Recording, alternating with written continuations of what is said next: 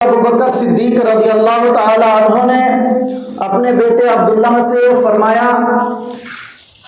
کہ اے میرے بیٹے، دن میں لوگ جو باتیں کریں گے ہمارے بارے میں، اس ساری باتیں ہمیں رات کو آ کر کے بتانا۔ پھر ان کی بیٹی اسما سے کہا، کھانے پینے کا انتظام کرنے کے لیے وہ کہا، اور پھر وہ کھانے پینے کا انتظام بھی کر کی۔ اور ان کے ایک چرواہا تھے جو بکریوں کو چرایا کرتے تھے، ان سے کہا گیا کہ دن کو بکریوں کو چڑھانا اور رات میں ان کا دودھ دہو کر کے لے کر کے آنا۔ یہ تینوں انسان اللہ کے رسول صلی اللہ تعالی علیہ وسلم اور آپ کے یار کے لیے انہوں نے 3 دن تک تقریباً یہ سارے کام کرتے رہے، اور جب 3 دن تک یہ کام کرتے رہے، چوتھے دن وہاں سے نکلنا ہوا، جب کفار مکہ نے آقا کریم صلی اللہ تعالی علیہ وسلم کو ڈھونڈ نہ سکا، ان کی تلاش نہ کر سکا، تو انہوں نے اعلان کیا کہ جو کوئی بھی اللہ کے رسول صلی اللہ تعالی علیہ وسلم کو پکڑ کے لے کے آئے گا، ان کو 100 اونٹ دیا جائے گا، وہ بھی سرخ۔ اور عرب میں سرخ اونٹنی کی قیمت سب سے زیادہ ہوا کرتی، اور جن کے پاس 100 اونٹ ہو اور وہ بھی سرخ کی، تو وہ بہت بڑا مالدار کہلاتا ہے۔ تو مکہ کے نوجوان اسی لالچ میں الگ الگ اطراف میں نکل پڑے۔ انہی میں سے حضرت سراقہ نے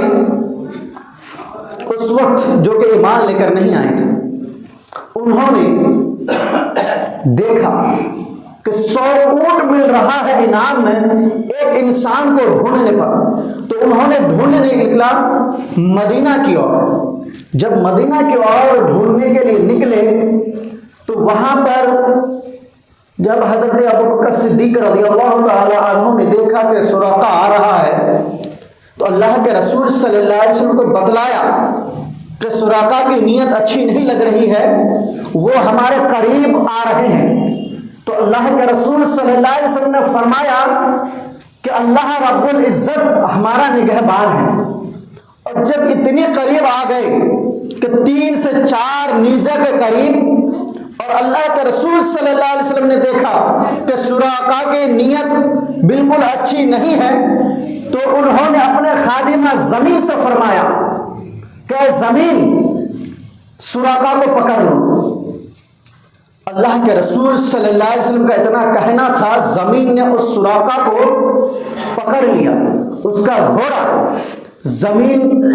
میں دھستا ہوا چلا گیا، یہاں تک کہ اس کے پیر تک دھس گیا۔ اور پھر جب سراقہ نے دیکھا کہ اللہ کے رسول صلی اللہ علیہ وسلم کے حکم سے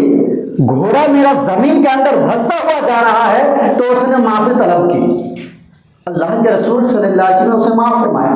تھوڑی دیر دور گیا، واپس پلٹا، پلٹنے کے بعد پھر اس کا نیت خراب ہو گئی۔ جب نیت خراب ہوئی تو پھر واپس لوٹ کر کے آیا، پھر آقا کریم صلی اللہ علیہ وسلم کو پکڑنے کے خاطر انہوں نے پھر وہی نیت کی۔ تو پھر جب قریب آیا، پھر اللہ کے رسول صلی اللہ علیہ وسلم نے زمین کو حکم دیا کہ زمین سراقہ کو پکڑ لو۔ پکڑ لیا گیا، اور یہاں تک کہ گھوڑا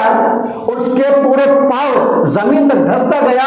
پھر اس نے شرمندگی محسوس کی کہ میں نے پہلے مرتبہ معافی طلب کی تو مجھے معافی مل گئی، لیکن پتہ نہیں اب ملے گا کہ نہیں، لیکن اس نے پھر بھی معافی طلب کی۔ اللہ کے رسول صلی اللہ علیہ وسلم نے دوسری مرتبہ بھی اس کو معاف کیا، لیکن جب تیسری مرتبہ جب پھر وہ وہاں سے پلٹا، پھر تیسری مرتبہ اس کی نیت میں خرابی آئی، شیطان نے اس میں ورغلانا چاہا، شیطان نے اس کو بھٹکایا۔ پھر اس نے دیکھا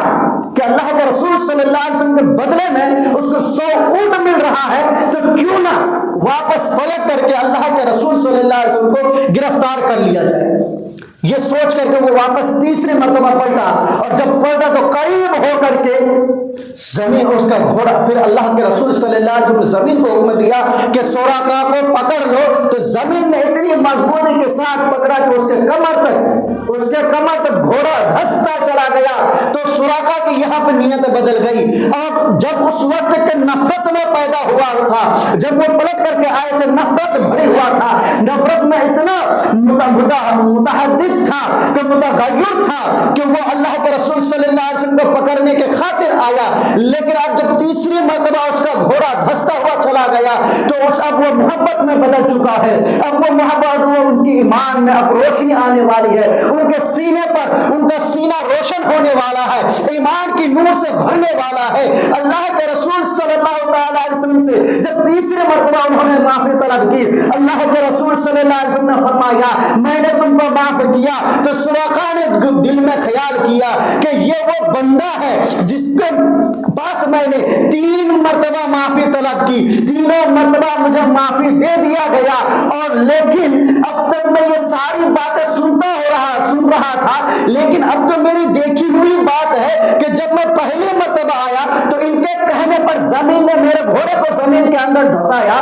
دوسری مرتبہ بھی یہی ہوا، تیسری مرتبہ بھی یہی ہوا، اب ان کا سینہ روشن ہو گیا، ایمان کے خاطر ایمان آنے لگا۔ جب اللہ کے رسول صلی اللہ علیہ وسلم سے کہنے لگا کہ اے اللہ کے رسول صلی اللہ تعالی علیہ وسلم، اب تک میں صرف سن رہا تھا، اب تو میں نے دیکھ چکا ہے، اب مجھے اپنا کلمہ پڑھا دیجئے۔ اللہ کے رسول صلی اللہ تعالی علیہ وسلم نے ان کو اسی وقت کلمہ پڑھایا، اور اس وقت ان کے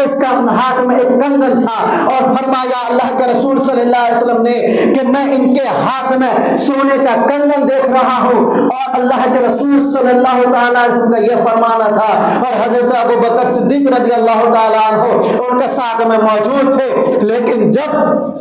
ایران کو فتح کیا گیا، اس وقت حضرت امیر المؤمنین حضرت عمر فاروق اعظم رضی اللہ تعالی عنہ کا دور خلافت تھا۔ اس وقت حضرت عمر فاروق اعظم رضی اللہ تعالی عنہ کا دور خلافت تھا۔ جب ایران کو فتح کیا گیا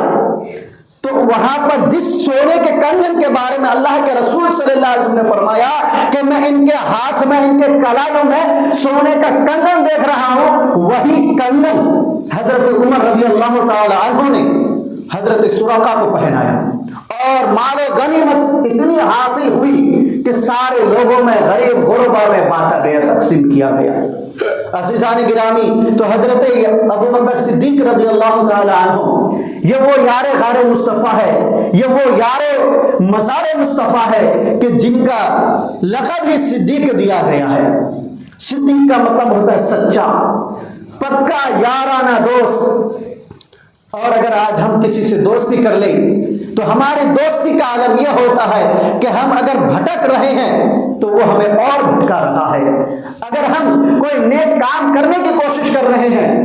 تو ہمیں اس نیک کام کے بجائے وہ دوسری اور ہمیں لے کر کے جا رہا ہے۔ ایسی دوستی نہیں ہوتی ہے، بلکہ دوستی وہ ہوتی ہے جو دوستی حضرت ابو بکر صدیق نے اللہ کے رسول صلی اللہ تعالی علیہ وسلم کے ساتھ نبھایا ہے۔ جب حضرت ابو بکر صدیق رضی اللہ تعالی عنہ کو دور خلافت ملا، ماننے کو وہ تیار نہیں تھا، ان کو یہ تسلیم نہیں تھا کہ میں امیر المؤمنین بنوں، مسلمانوں کا میں امیر بنوں، لیکن ان کو لوگوں نے اصرار کر کے بنایا۔ تو سب سے پہلے خطبہ دیا کہ اے لوگوں، کہ میرا دل یہ نہیں کہتا کہ میں مسلمانوں کا امیر بنوں، میں نہیں چاہتا کہ میں مسلمانوں کا امیر بنوں، میں لوگوں کا امیر بنوں، لیکن آپ لوگوں نے مجھے بنایا ہے تو میرا سب سے پہلا کام یہ رہے گا کہ اگر میں کوئی میرے غریب دوست ہے تو وہ سب سے بڑا میرا تقوی دوست ہوگا، سب سے بڑا وہ میرا مضبوط دوست ہوگا۔ اور حضرت ابو بکر صدیق رضی اللہ تعالی عنہ کی یارانہ کا عالم یہ تھا، بہت کم ہی وہ دوست رکھتے تھے، اور وہ بھی وہ مالداروں کے ساتھ پہلے ہوا کرتے تھے۔ لیکن جیسے ہی ان کو دور خلافت میں آئے، انہوں نے غریبی کو دیکھا، اور جب حضرت ابو بکر صدیق نے پہلی رات کو وہ منتخب کیا گیا، اور صبح حضرت عمر رضی اللہ تعالی عنہ نے دیکھا کہ حضرت ابو بکر صدیق رضی اللہ تعالی عنہ اپنے سر پر ٹوکری اٹھائے ہوئے ہیں، تو حضرت علی کے بارگاہ میں حضرت عمر پہنچے اور فرمایا کہ چلو حضرت ابوبکر صدیق رضی اللہ تعالیٰ عنہ کے بارے میں چلتے ہیں، ہم نے ان کو ایسے کام کرتے ہوئے دیکھا ہے۔ لوگ ہمارے بارے میں باتیں بنائیں گے، امیروں کا مسلم ہے، مسلمانوں کا امیر بنا ہوا ہے، لیکن ان کے سر پر ایک ٹوکری اٹھایا ہوا ہے۔ تو اللہ کے رسول صلی اللہ تعالیٰ علیہ وسلم کے صحابہ کا عالم یہ ہے، یار غار مصطفیٰ کا عالم یہ ہے کہ امیر بنے تو سر پہ صبح ہی ٹوکری کو اٹھا لیا اور تجارت کے لیے نکل پڑے تھے۔ تو حضرت عمر اور حضرت علی بارگاہ صدیق اکبر میں آئے اور عرض کیا کہ اے ابوبکر صدیق، یہ ہمیں اچھا نہیں لگتا ہے، یہ ہمیں گوارا نہیں ہوتا ہے کہ ایک امیروں کا مسلمانوں کا امیر ہو کر کے آپ کام کرے، یہ ہمیں اچھا نہیں لگتا ہے۔ تو حضرت ابوبکر صدیق رضی اللہ تعالیٰ عنہ نے فرمایا کہ کیا میرے بال بچے کیا میں بھوکے رہیں؟ ہم کام دھندہ چھوڑ دیں امیر ہونے کی وجہ سے؟ مسلمانوں کی امیر ہونے کی وجہ سے کیا ہم اپنے بال بچوں کو یوں ہی چھوڑ کر کام نہ کریں؟ تو حضرت عمر رضی اللہ تعالیٰ عنہ نے فرمایا کہ آپ کو ماہانہ دیا جائے گا، آپ کو اس کی اجرت دی جائے گی۔ جب اجرت کی بات آئی تو حضرت ابوبکر سے پوچھا گیا کہ اے ابوبکر، کتنا تم اجرت لوگے؟ تو حضرت ابوبکر صدیق رضی اللہ تعالی عنہ نے سب سے پہلے جملہ یہ کہا، جو مزدوروں کا ماہانہ بنتا ہے وہی میرا بنے گا۔ اگر میرا خرچہ نہیں چلے گا اس سے تو میں سب سے پہلے غریبوں کا میں اجرت کو بڑھاؤں گا، پھر میں اپنا بڑھاؤں گا۔ دیکھیے حضرت ابوبکر صدیق رضی اللہ تعالی عنہ کی سوچ کو۔ آج اگر ہمارے پاس 2-4 روپے آ جاتے، ہم کیا کیا کچھ کرتے ہیں، اپنے سگے بھائی کو بھلا بیٹھتے ہیں، اپنے ماں باپ کو بھلا بیٹھتے ہیں۔ عزیزان گرامی، مسلمانوں کا امیر ہو کر کبھی مزدور کیا انہوں نے۔ حضرت ابوبکر صدیق کے زمانے میں، ان کے زمانے کا عالم یہ تھا کہ وہ جو کام کرتے تھے تو سچے دل سے کرتے تھے۔ اور جب دور حضرت عمر فاروق اعظم کا آیا، جب دور خلافت ان کا آیا، تو انہوں نے گشت لگایا چاروں اور کہ کون غریب ہے، کون فقیر ہے، کون کیا کر رہے ہیں، کون کیا نہیں کر رہے ہیں۔ جب انہوں نے گشت لگایا تو وہاں ان کو نظر یہ آیا کہ ایک جھوپڑی ہے، اس جھوپڑی میں ایک بوڑھیا عورت رہتی ہے جو کہ دیکھ نہیں سکتی ہے، چل پھر نہیں سکتی ہے۔ اس گھر میں جا کر کے انہوں نے پوچھا کہ اے بوڑھی اماں، آپ یہ بتائیے کیا میں آپ کے کام کو کر سکتا ہوں؟ جبکہ ایک روایت میں یہ آتا ہے کہ دونوں ساتھ میں تھے، حضرت ابوبکر صدیق کے زمانے میں بھی اور حضرت عمر کے زمانے میں بھی، الگ الگ روایت ہے، لیکن سب سے زیادہ جو مشہور روایت ہے وہ یہ ہے کہ حضرت ابوبکر صدیق کے زمانے میں ہی وہ بوڑھیا عورت رہا کرتی تھی، اور اس بوڑھیا عورت کے گھر پر حضرت عمر رضی اللہ تعالی عنہ کے اور اس گھر کے اور سے گزر ہوا تو انہوں نے یہ دیکھا کہ بوڑھیا عورت رہ رہی ہے اور اس کے کوئی دیکھ بھال کرنے والا نہیں ہے۔ تو انہوں نے جا کر کے پوچھا کہ اے بوڑھی اماں، مجھے آپ کوئی ایسا کام بتا دے کہ جس سے میں آپ کے کام کر سکوں۔ اور حضرت عمر رضی اللہ تعالی عنہ نے فرمایا کہ میں آپ کے سارے کام کاج کو کر دوں گا، آپ مجھے بتا دیجئے۔ تو حضرت عمر فاروق اعظم رضی اللہ تعالی عنہ کو جواب ملتا ہے کہ اے عمر، تو میرے سے پوچھتا ہے کہ میں آپ کا کون سا کام کروں، کہ میرے پاس کئی سال سے ایک بندہ آتا ہے